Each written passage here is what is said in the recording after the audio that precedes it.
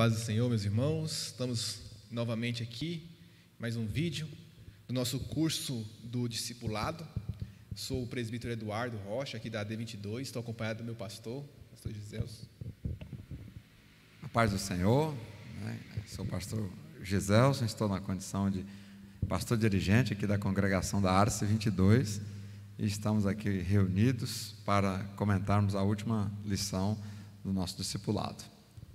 Então, como a gente tem falado ao longo dessas últimas lições, a maioria dos irmãos que nos ouvem buscam esse curso justamente porque tem um interesse em estar se batizando. E esse é o tema da nossa última lição, o primeiro tópico da nossa última lição, o batismo. Que, já fazendo um primeiro comentário breve aqui, a palavra batismo, ela vem de uma palavra grega que significa mergulhar, que significa lavar, que significa, em algumas traduções assim mais modernas também trazem o termo molhar. E é por isso que a gente faz o batismo dessa forma, mergulhando uma pessoa na água. Mas quando nós falamos batismo, nós sempre pensamos em algo inaugural. Então, quando você vai batizar um navio, o que é o batismo? É a primeira viagem daquele navio, a primeira viagem daquele avião. Eu gostaria só que o pastor comentasse, já com esse primeiro comentário nosso, a respeito dessa dupla conotação. Qual relação que existe entre esses dois significados? Isso. O batismo nas águas, que é o sacramento deixado por Jesus Cristo, ele tem sim uma conexão aí, porque é a primeira, vamos compreender assim, o mergulho é o sepultar do velho homem, e o sair da água, pós-batismo ali, é o inaugurar, o caminhar, o primeiro passo de nova vida, de novidade de vida, Eis que tudo se fez novo. Então, eu acho que está nesse sentido aí de batismo, primeiros passos na nova vida, não é? E aí a questão do mergulho, que a gente tem alguns conflitos teológicos, a respeito da possibilidade de formas distintas de se batizar. Pastor, pode ir. Isso. Nós temos o batismo, que é entendido por aspersão, que é no sentido apenas de molhar, e nós temos o batismo já com o sentido do mergulho, que é por imersão. E nós, já adiantando aqui, seguindo o protocolo bíblico, nós vamos observar que João Batista batizava no Rio Jordão. Então, não havia ali um interesse de apenas aspergir água. Até porque, para aspergir água, não precisava necessariamente de um rio, Mas nós seguimos aqui o exemplo e o testemunho de Jesus Cristo, que foi o batismo por imersão. Por imersão. Um mergulho nas águas, O próximo ponto que é interessante a gente comentar é sobre o poder que existe nesse ato,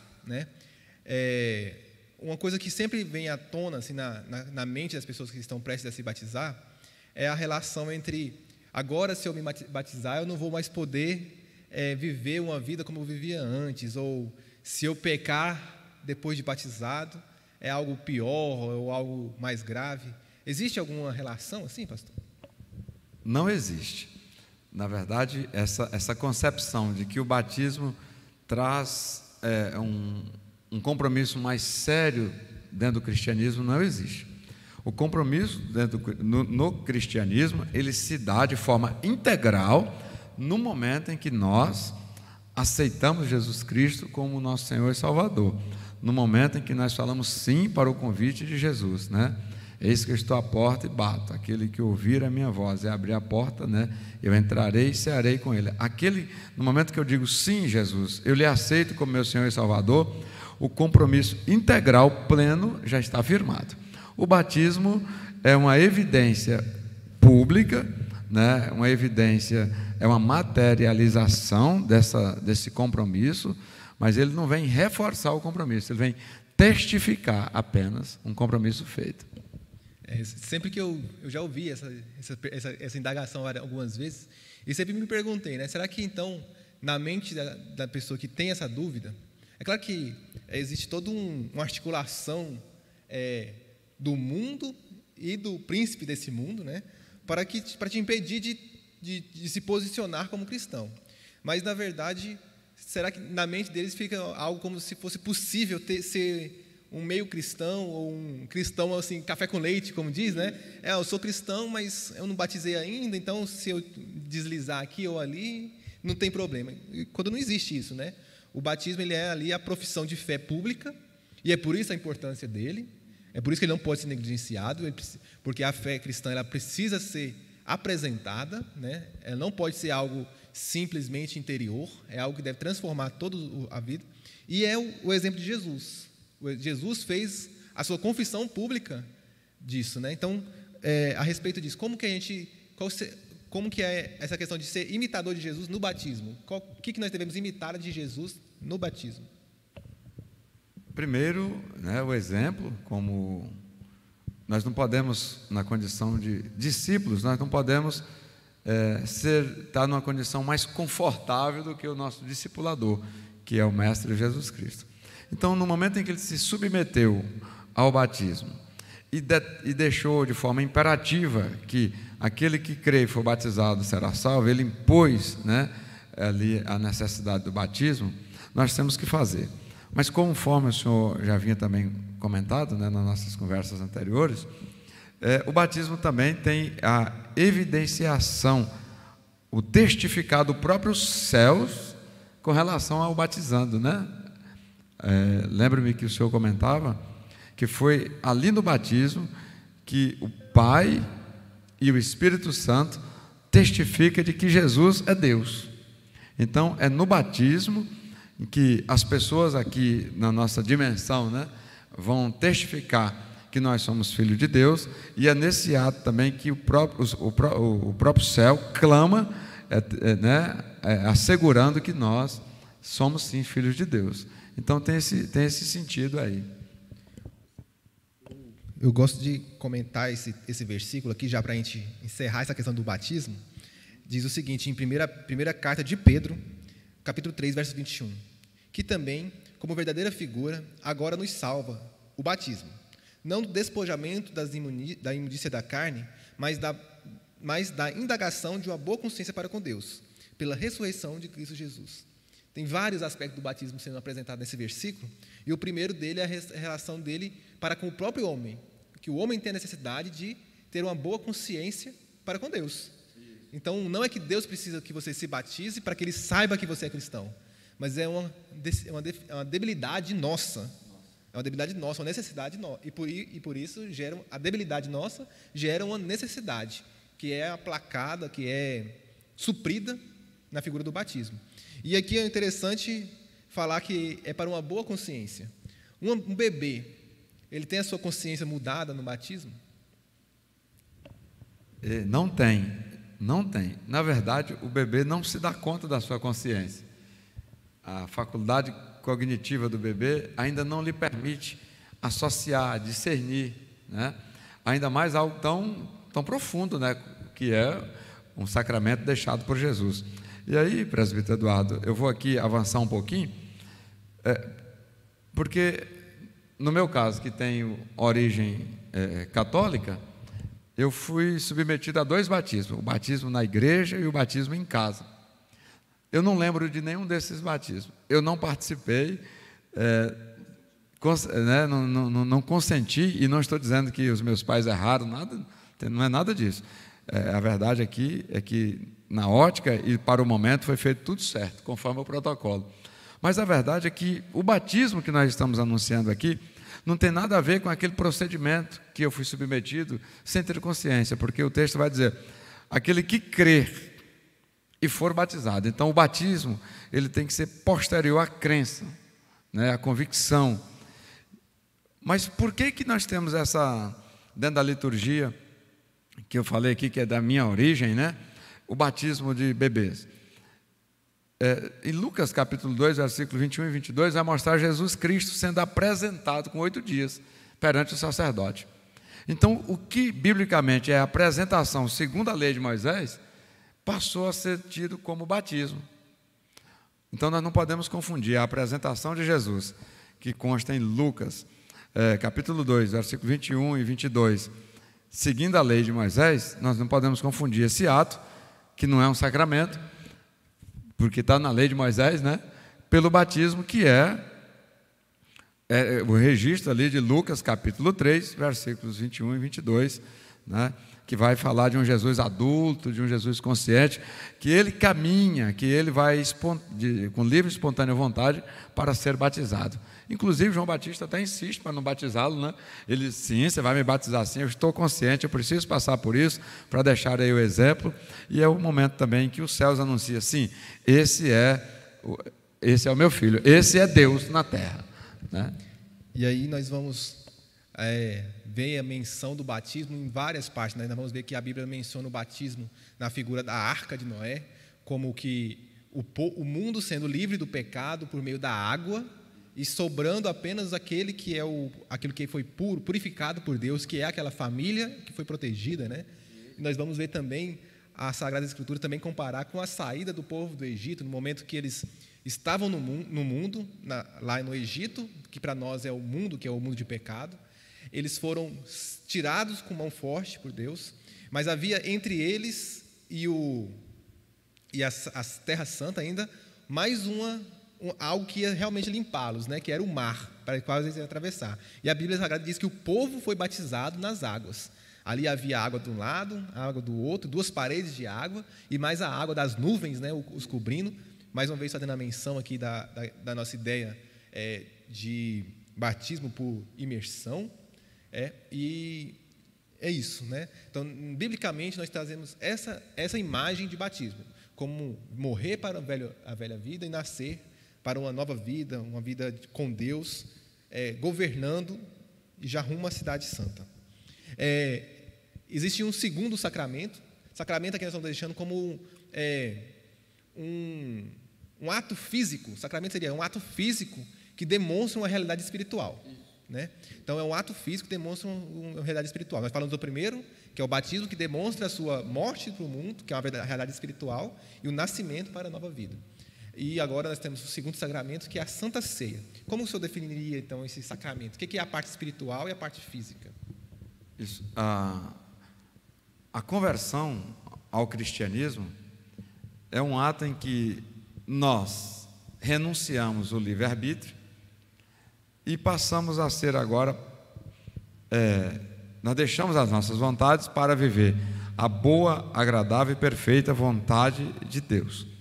Nós passamos agora a ter a mente de Cristo, mas dizer que temos a mente de Cristo quer dizer que estamos tomados por Cristo. Tem um texto interessante que fala do momento em que Davi foi ungido rei.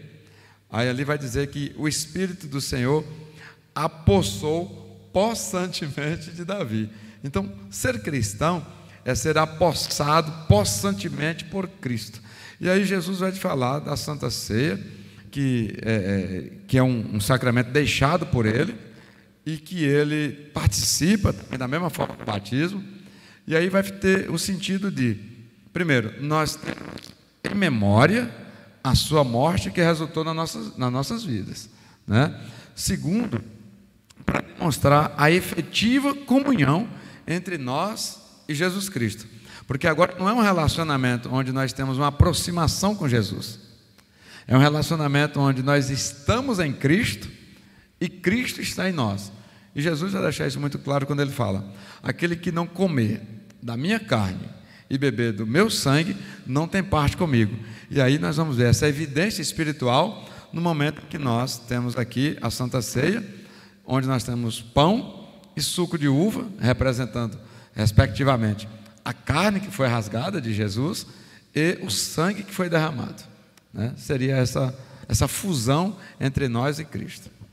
Então nós vemos lá o texto que o pastor citou, João capítulo 6, versos 53 até o 55, onde ele vai encerrar com essa fala de que se você não comer do corpo e beber do sangue, você não tem parte com ele, porque o que ele procura é justamente essa união plena, né?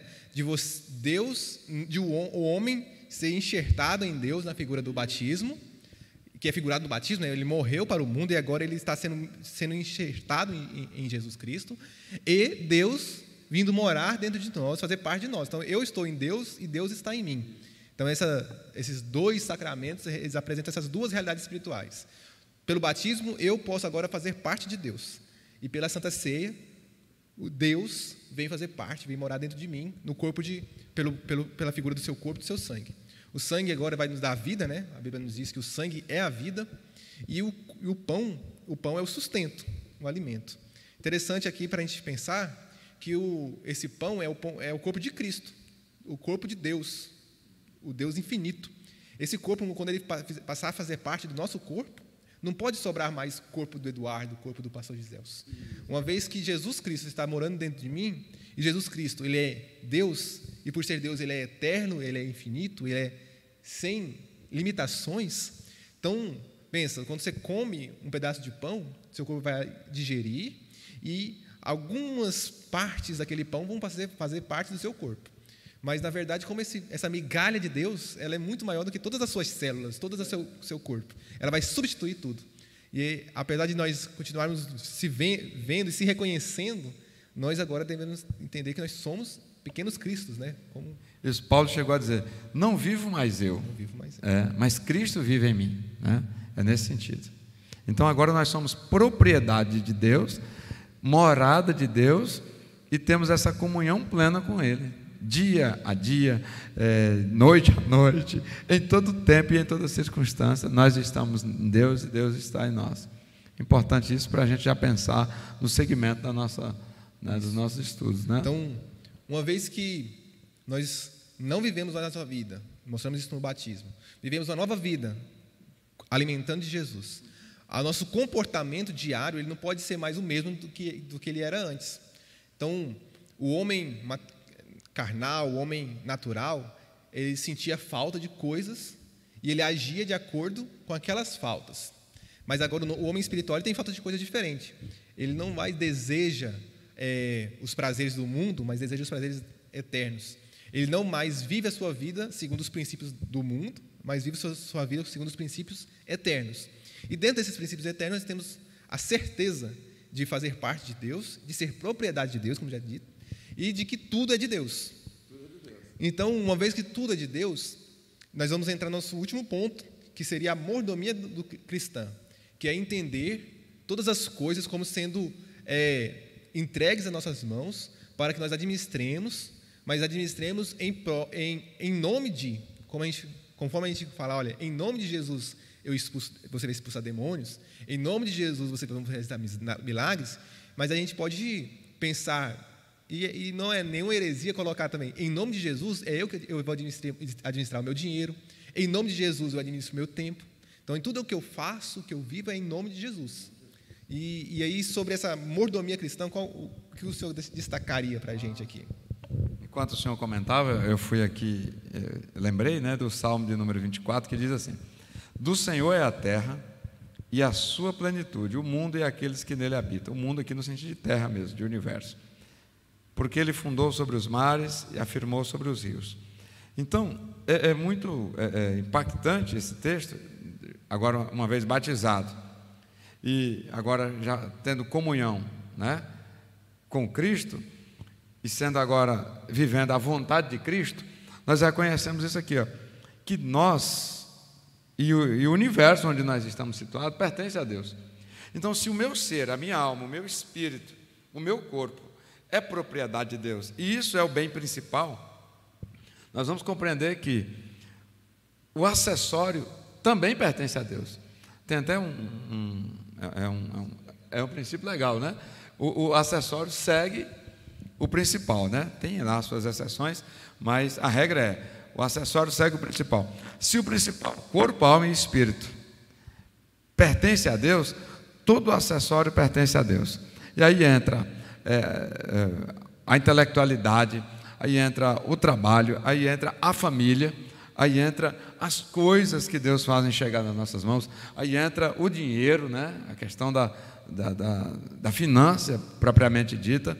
E agora nós vamos viver compreendendo que isso pertence a Deus e que Ele confia em nós essas coisas como mordomos, né? Mateus capítulo 25 vai falar dos 10 talentos, né? A parábola dos 10 talentos. Nós temos que movimentar em prol do reino de Deus o nosso ser, a nossa alma, o nosso espírito e todas as coisas que Deus coloca nas nossas mãos. E aí entra um aspecto muito forte do cristianismo, que é a manutenção da obra de Deus na terra, que o Senhor conta com aquilo que é dele e que Ele confiou nas nossas mãos para ser mordomos, que é o caso da oferta e o caso dos dízimos. Então, um exemplo interessante que a gente pode citar aqui a respeito de mordomia é a vida de José, né? José, ele, como modelo para o cristão, ele recebeu ali, ao chegar no Egito, a chave da casa de Potifar, a qual ele administrou em nome de Potifar, né? E tudo ia bem, tudo que ele colocava a mão prosperava, mas prosperava gerando prosperidade. A prosperidade era medida não o quanto José enriquecia, mas o quanto Potifar enriquecia. Da mesma forma, ele foi, uma vez que ele vai lançado na prisão, ele recebe também, depois de algum tempo, a chave da prisão, e o sinal de que é bem administrado não é o crescimento de José, mas a boa gestão da prisão. E, mais uma vez, quando ele é levado ao cargo de governador, tendo sobre ele apenas a figura de Faraó, né? E é assim que nós somos administradores de tudo na terra. Deus criou o homem e falou para nós dominarmos sobre as plantas, sobre os animais, tendo acima de nós apenas Deus. Não é destruir, né? Não destruir, dominar, né? Dominar no sentido de cuidar, de zelar e usufruir, né? Exatamente, que é uma questão interessante. Existe falando sobre isso, né? Existe a tendência do homem a destruir, e aí o homem materialista que quer evitar isso, vai fazer o homem, querer que o homem conserve, mas vai transformar o homem como súdito da natureza, né? E aí, os dois vieses aí estão errados. Aí você não consegue consertar, fazer um acerto com 2 erros, né? 2 erros não tem como fazer um acerto. Então a gente tem que ter essa visão espiritual, que nós somos mordomos. Se nós somos mordomos, nós vamos entender que nós temos que administrar ao bem daquele que é o nosso patrão.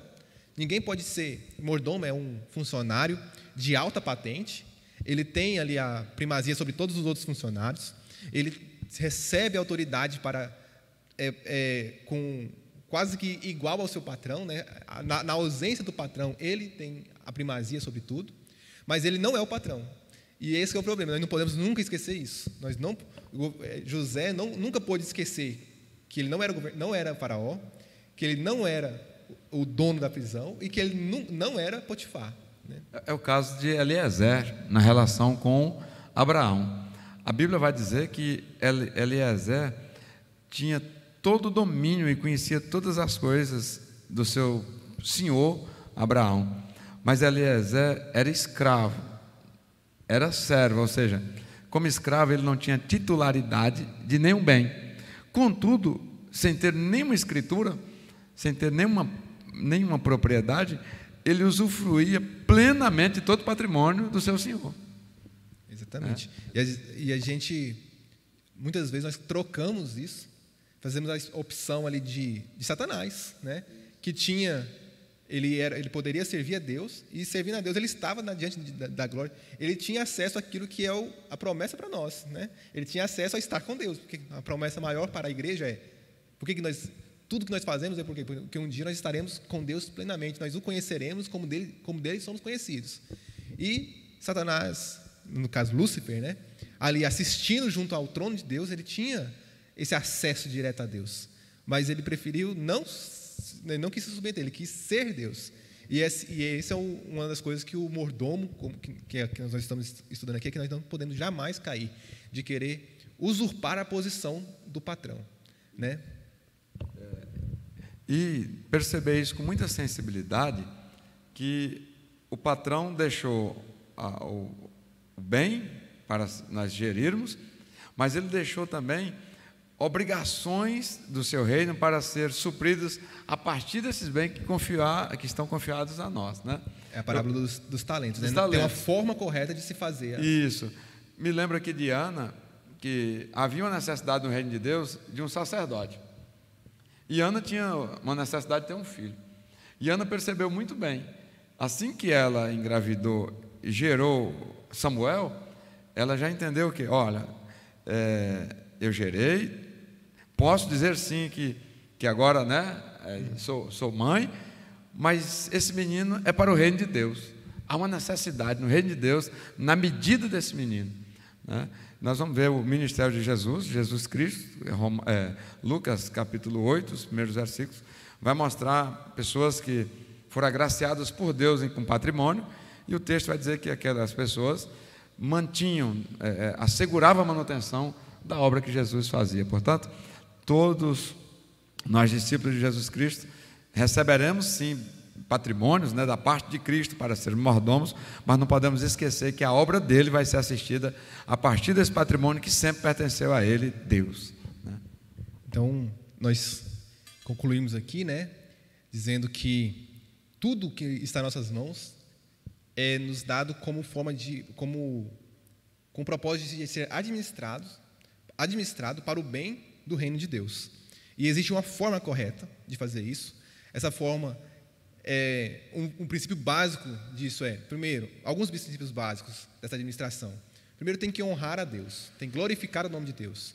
Então, não é porque você entregou os 10% que dos 90% que restante para você faz como quer. Nesses 90%, tudo tem que glorificar a Deus. A roupa que você compra para você tem que glorificar a Deus. O carro que você compra para você usar tem que ser para a glória de Deus. Outro princípio interessante do reino de Deus é que ela deve prosperar, deve somar, né? E aí a gente entende ali na parábola dos talentos, né? Que o que Deus entregou nas nossas mãos é como semente para gerar mais. E gerar mais o quê? Não gerar mais riquezas, mas gerar mais frutos para o reino de Deus, né? Gerar missões, gerar almas, né, sendo alcançadas, né? E com essa palavra eu encerro aqui meu comentário a respeito da lição. Eu gostaria que o pastor José fizesse suas últimas considerações. Isso. Nós também, da minha parte, né, só aqui encerrar, agradecer a Deus por essa oportunidade, pela vida do presbítero Eduardo, né, do obreiro, né, Daniel, que tem nos ajudado aqui, né, com a gravação desse conteúdo, e agradecer a Deus pela sua vida, discipulando, né? E agora desejar a você uma caminhada frutífera dentro do cristianismo, não próximo, não perto de Jesus, mas vivendo essa fusão que o cristianismo proporciona, e que você seja muito feliz, um bom batismo e prosperidade em tudo que você fizer. Deus te abençoe. Amém. Então, que o Senhor abençoe, que o Senhor guarde e que essa mensagem seja gravada nos corações de cada um daqueles que ouçam. Um último aviso, né? Nós estamos aqui no link, mais uma vez, na descrição desse vídeo, o link para a apostila com conteúdo completo, que você pode acompanhar também. E é isso. Um grande abraço, fiquem com Deus, a paz do Senhor.